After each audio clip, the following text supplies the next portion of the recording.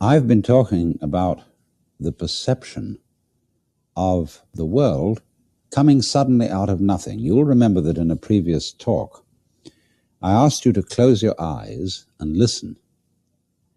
And you would hear silence and then sounds coming right out of that silence. And then I suggested that you use your eyes and see light, shape, form, coming at you as a vibration that is proceeding out of space. And I pointed out that our logic resists that because we say, you can't get something out of nothing. And that we normally think of all the energetic manifestations of this universe as coming out of the past. We think the things that were there already are producing the things that are going on now. But I was trying to get you to look at it in the other way, so that you would see the whole world starting now instead of in the past, and the past as a kind of echo, fading away into memory, and I illustrated it as being like the wake of a ship that trails across the water and then fades out. But the wake is started by the ship in the present.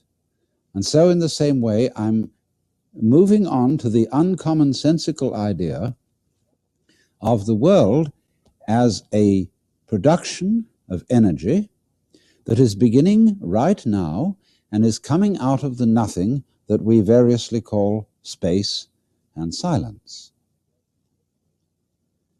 But then, naturally, this raises the question, how on earth could that happen? And it has been, of course, the usual explanation that the world is being created by God. In Christian and Catholic theology, it is said that God creates the world out of nothing. And I want to emphasize the point, in all fairness to Catholic and to Islamic and to Jewish doctrine, that it doesn't merely teach that God once upon a time started the world and set it going like you would wind up a machine and then leave it alone. All these three religions teach that God is always creating the world out of nothing now and willing it by his divine energy into being at this moment. But now the difficulty for us all, I think, especially for educated people in the modern world, is that the old-fashioned idea of God has become incredible or implausible.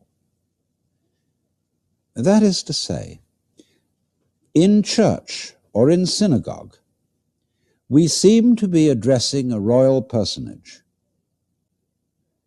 The layout of a church or of a synagogue looks like a royal court.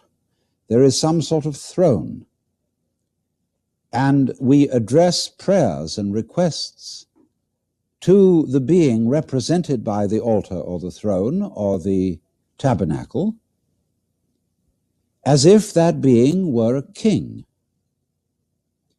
and were causing this universe in his royal, omnipotent, and omniscient wisdom. But then when we take a look through our telescopes and microscopes, or even when we go out in the forest and look at nature, we have a problem.